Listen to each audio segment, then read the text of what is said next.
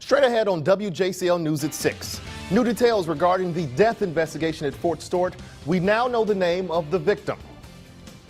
I'm Brandon Livornia, and 10 veterans are finally laid to rest after years of sitting on a coroner's shelf. Details coming right up on WJCL News. And I'm Ashley Lincoln. After a man brings a loaded weapon to a city hall meeting, city officials are taking steps now to keep those meetings safe. I'll have what they're doing to protect citizens during meetings. And now, WJCL News, working for you. Another school shooting today on the eve of the one-year anniversary of the mass shooting at Sandy Hook Elementary. Thanks for joining us. I'm Kevin Holmes. Jennifer has the night off. This one also just a few miles from Columbine High School. Investigators say in Colorado, a student entered Arapahoe High School in suburban Denver with a shotgun looking for a teacher. That teacher left the campus immediately. Investigators say the shooter then shot 2 students before turning the gun on himself. One of the victims is in serious condition. Here at home, tightened security in Tybee Island is being discussed after a little scare at a city council meeting. While leaders got down to business last night, officers took down a man right outside City Hall. Officers say he had a loaded handgun. WJCL's Ashley Lincoln working for you, finding out how council members are planning to tighten security there. That's right, Kevin, and you can literally walk off the street and into these public meetings. Many local governments have officers there, but very few conduct pat-downs. Well, Tybee is considering taking things a step further. The first thing on our agenda. An item not on the agenda at this Tybee council meeting has everyone, including leaders, talking. I was very disturbed by it because, you hear all kinds of stories on the news about where people, they have walked into council chambers and opened fire. 61-year-old Donald Coward was removed from Thursday's council meeting after police smelled marijuana and later discovered he was carrying a loaded gun. I was very shaken by the whole thing when I got all the details. Standard protocol requires for 2 officers at a meeting, but Thursday 8 were there to award the officer of the quarter. Police Officer Erica M. Carino is the employee of the quarter. If we had not had that many officers there, then there may have been some more issues. Witnesses say when they saw Cowart enter the meeting, he came to the front of the room before grabbing one of these rolling chairs and rolling it towards the back of the room where the police were standing. They realized that he had probably been smoking marijuana, and at that point they asked him to step outside so they could search him. That's when they found the loaded gun. We've had some concerns about physical security in this building before. Now we're probably going to increase the security. Mayor Pro Tem Wanda Doyle, who is also the chair of Tybee's Public Safety Committee, says this incident and hostile situations in previous meetings are reason enough to beef up security. I work with the police department quite a bit, with the city manager, so we will definitely be looking into the metal detectors and bringing in the police officers as needed. All the events that you see on the national news, you get a little paranoid when anybody can walk in here at any time. You don't know what state of mind they're in and what they might have in their pocket. And according to police, Cowart tried to resist officers as they were putting him into the patrol car. He was taken to Chatham County Jail and charged with carrying a weapon at a public gathering and disorderly conduct. And Kevin, he was released on bond earlier this morning. All right. Thanks so much, Ashley. New details tonight to a story you saw first right here on WJCL News. The soldier found dead at Fort Stewart earlier this month has now been identified. 29-year-old specialist John Eubank was found in Holbrook Pond November 30th. Army investigators are working to determine exactly how he died. Eubank was a motor transport operator in the 3rd Infantry Division. He deployed to Iraq 3 times and to Afghanistan once, returning in May. Investigators have not released how Eubank died. Deputies in Beaufort County are looking for 2 men involved in an early morning shooting outside a nightclub. Deputies called to the Nighthawks Motorcycle Club where they found a 52-year-old man shot and lying by a picnic table. Witnesses say several people were exchanging gunfire in the parking lot. The victim was hit during the crossfire. Deputies say he will recover from his injuries. A Savannah man picked up by U.S. Marshals on multiple drug charges. Kevin Speaks was arrested in Rincon. He was wanted for trafficking cocaine, possession of a firearm during a crime, and more. Speaks was originally taken to the Effingham County Jail where he will be picked up by law enforcement officers in Chatham County. We're still waiting to find out the identity of a woman hit by a vehicle and killed last night in Pooler. We brought you this story as breaking news last night. We don't have many details, but we do know the woman was walking on Interstate 95 under the Quaco Road overpass. Officers tell us the woman died on the scene. A Wrightsboro woman is without a home after a fire rips through hers. It happened just before midnight on Briar Bay Road. Crews don't know what started this fire, but say the 62-year-old woman made it out safely. Family members say she lives alone and has been there for 50 years. The Red Cross is providing assistance. I swear, you've got to be the hardest working woman in Savannah on this day. You're funny. You were just here this morning, right? I was here this morning. I'm losing track of time now. I don't know what day it is, but I do know the weather. Okay. I'm on it with the weather, and I know you guys are expecting some rain, but let's go ahead and take a look at the satellite and radar right now. You can see those clouds moving through, and would you believe just behind those clouds is the rain that's going to hit us tomorrow, but let's not focus on that. Let's go ahead and take a look at the current temperatures. If you step outside right now in Savannah, we're at 54 degrees, winds coming out of the northeast at 5 miles per hour. Overnight, we're going to see temperatures falling anywhere between 45 and 48 degrees along the coast. Mostly cloudy conditions, and don't be surprised if you see a pop-up or stray shower. Over to you, Kevin. Thank you, ma'am. The religion in schools controversy continues in Bullitt County, and today the school district's top educators speaking out about the issue that has gained national attention. You may recall the school board told teachers they couldn't express their religious beliefs inside the classroom or on signature emails. Larry Spurrell's been following this story all day. Larry, what's the update? Well, Kevin, there was a compromise between both the community teachers and the superintendent. Now, when we first told you about this story, many of you showed your support by signing the online petition in support of the teachers. It all started when a football coach led his team in prayer. After that, the school board received a complaint saying the schools were violating separation of church and state. Now, some community members started an online petition in support of the teachers that gained more than 1,000 signatures. This week, the superintendent and school board responded. Superintendent Charles Wilson told employees in an email, 1, you do not have to step away or turn your back on student-led prayer. 2, you are free to pray to yourself or even gather with your peers or like faith to pray when students are not present. Number 3, you may wear non-obtrusive religious jewelry. 4, students are free to learn about different faiths. And number 5, however, teachers are not allowed to show religious beliefs through email. Everybody will have a uniform email signature. We've sought and received input from our community and our employees, and to better understand the issues that were the issues of concern, and we've been doing a lot of listening, and as a result of that, it's been a good process. That's actually that's a great compromise. We were never wanting teachers to be able to lead prayers. That was never an issue in the beginning, but we wanted the teachers to be able to show support for students who wanted to lead prayers. There will be another public meeting Thursday, December 19th at 6 o'clock. That meeting will be in the cafeteria of the William James Educational Complex. Now, Kevin, they are still wanting to hear from the community, so hopefully at this meeting there will be lots of opinions, concerns, and input on how to ease this issue. Oh, there'll certainly be a lot of feedback at this. Indeed. Thank you so much, sir. All right, pomp and circumstance today at Georgia Southern, GSU's 22nd annual winter commencement today. 3 different ceremonies. Among the degrees handed out, 30 doctorates and 2 master's degrees. The walk down the aisle today was a long time coming, and the graduates say it made all those late night cram sessions worthwhile. Just happy to actually be graduating. It took me 4.5 years, but pretty excited, and I think I can speak for the whole University of Georgia Southern student body to say it's a pretty big accomplishment. They definitely say that the tassel is worth the hassle because you definitely go through so much just to get it, and I am glad that I went through this challenge because I feel like I've become a better woman for it. More than 1,600 degrees were given out during today's graduation.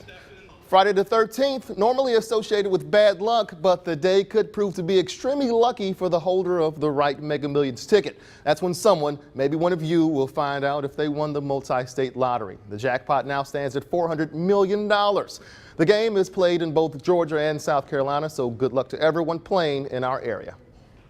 Straight ahead on WJCL News at 6, turning up the heat in the kitchen for those who battle the intense heat.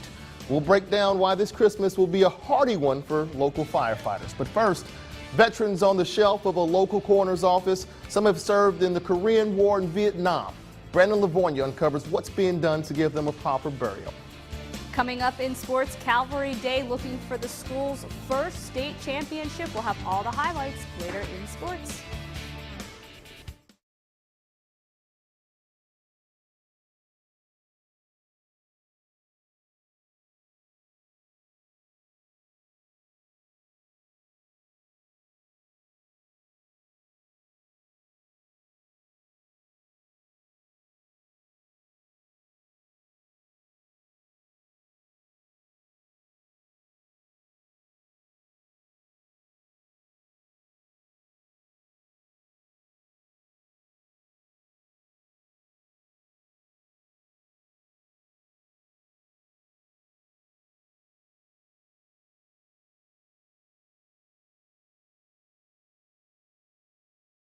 Well, damn, why you ain't say shit?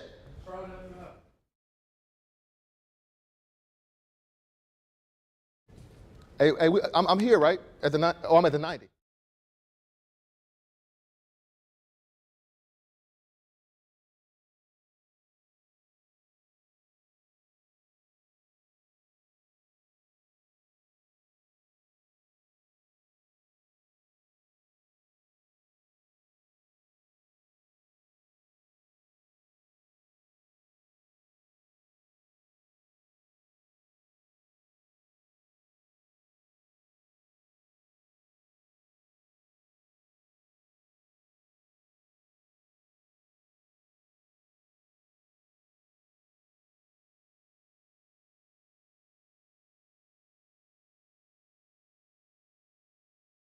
And now, WJCL News, working for you.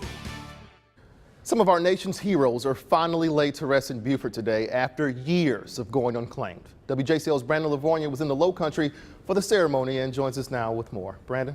Well, Kevin, it was perfect weather for a beautiful ending for these heroes. Over 100 veterans and members of the community attended the ceremony. It's been a long time coming for these men. They're our nation's greatest heroes, veterans, all deserving of a proper burial. 10 veterans from around South Carolina were brought to Beaufort's National Cemetery for just that. We as veterans are paying back. Those 10 veterans were just sitting on a coroner's shelf, but thanks to the help of the community, they can now be laid to rest with their fellow brothers and sisters. These people have no families to come back to, or they leave their families. Since they don't have a family, we're their family. Veteran Chris Swan commends the community for showing their support for these strangers. And they're showing their respect in their own way, and we greatly appreciate it. A veteran talking about other veterans. Larry Truax represents the Missing in America Project, a group dedicated to finding unclaimed veterans. My thing would be if it was any part of your family, you would want them to have the honor and respect that they deserve. It's taken Truax over a year to find these 10. What you have to do is you have to go out and knock on doors and of funeral parlors and coroners' offices.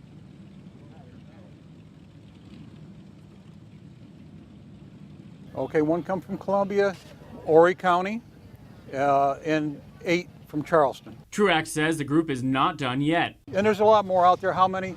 Nobody knows. Nobody has any idea, you know? Truax says he will focus on Georgetown next. The group Missing in America has helped find almost 2,000 unclaimed veterans. And for more information, Kevin, you can go visit miap.org. And of course, we'll have that on our website as well, WJCL.com. Thank you, sir.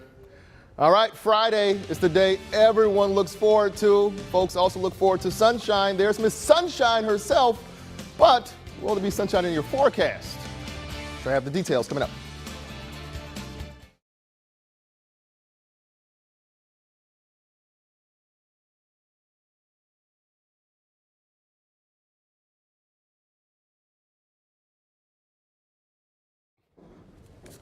Hey, Cal.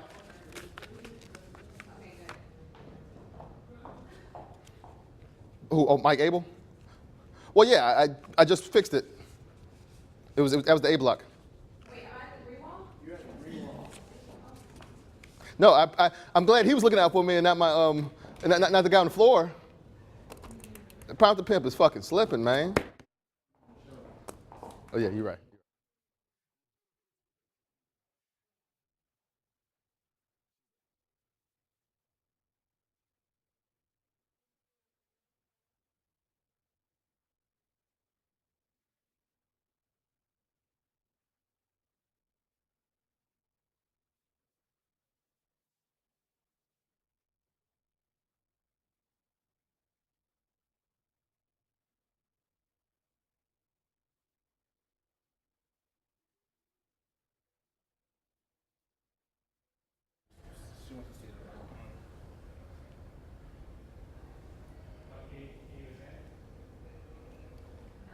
Yeah, my head's cutting off the storm tracker thing. It's just out a little more.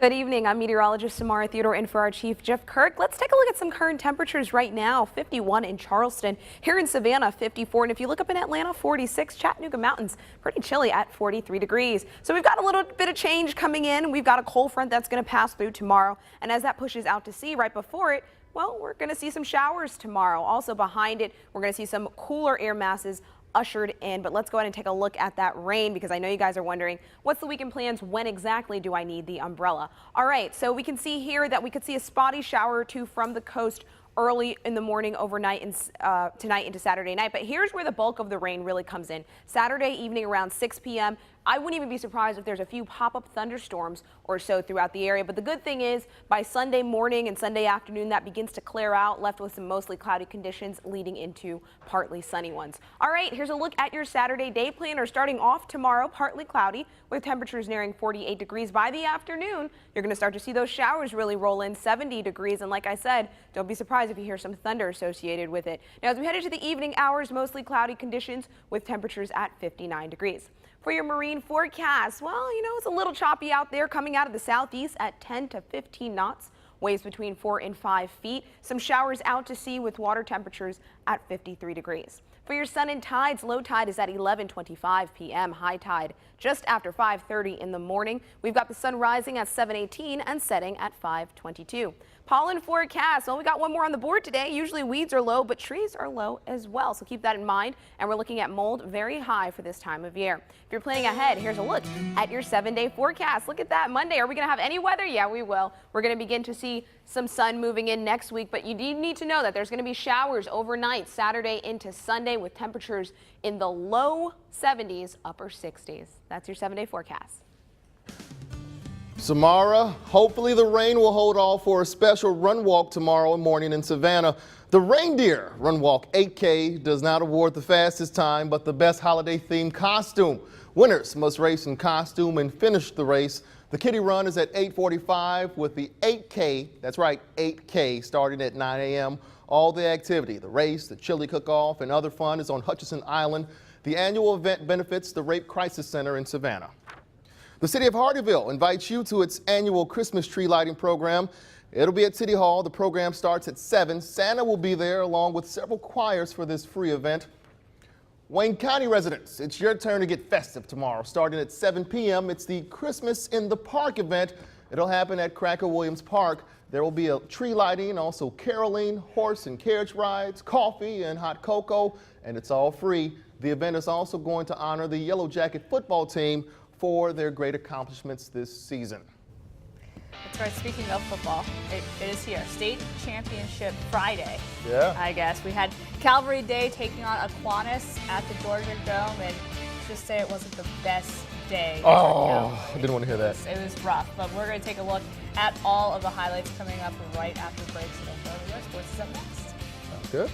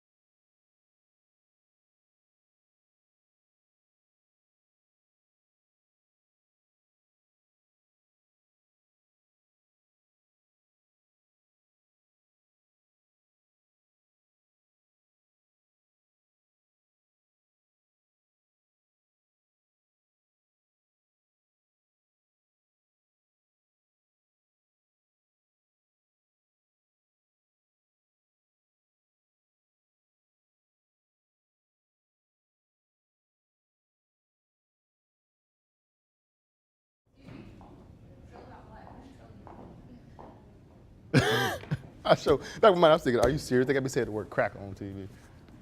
Lord have mercy. I said, Lord have mercy. That's what I was thinking back in my head. Lord have mercy. Lord have mercy.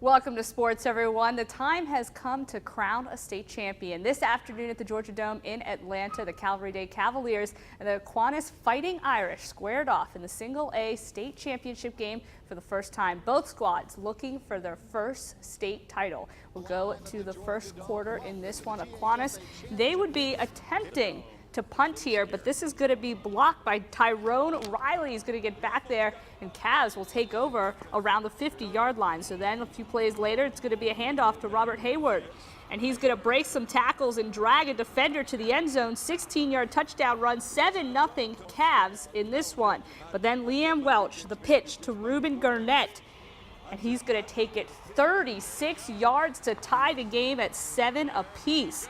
Later on, with just 17 seconds left in the first half, it's going to be Welch again, this time to Daniel Lindsay for the touchdown, 14-7 Fighting Irish at halftime. In the second half, 4th down for the Cavaliers. Peterson passing to Mylon Richard. You don't see this too often. He's going to drop that pass, going to be stripped away from him. But the Cav defense, they would show up, so they get the ball again on offense. But this pass is going to be intercepted here by Antonio Clark. So it's going to be the Fighting Irish's ball once again, and this time Welch to Lindsay again. 42 yards. He is wide open down the field, 21-7. The Irish would add a touchdown in the fourth quarter, and they go on to win their first state title with the final of 27-7. Aquinas also completes a perfect season, 14-0.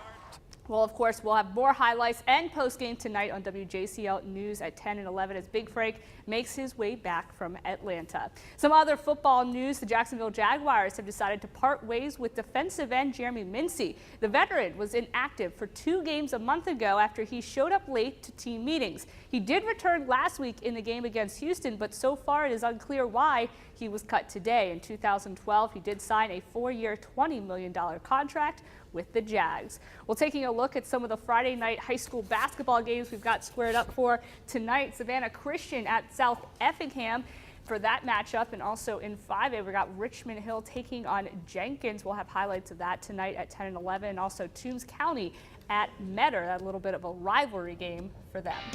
Cavalry Day should really hold their heads high, though. Still a great season for them. Great season for them, and runner-up in the state is not a bad thing at the end of the year. Yeah, and I'm new to the area, but high school basketball is a big deal here. A lot of high jumpers. Yeah, we're getting into it, and tomorrow it's going to be Savannah versus Johnson. Both those teams were in the state championship last year in basketball, so that's going to be one heck of a matchup as well. I saw some highlights the other day. Someone just jumping, catching an alley-oop. I thought that was Stephanie Farrar. I mean, I try. Sometimes it works, sometimes it doesn't. Thanks a lot, Steph. All right, we'll see you after the break.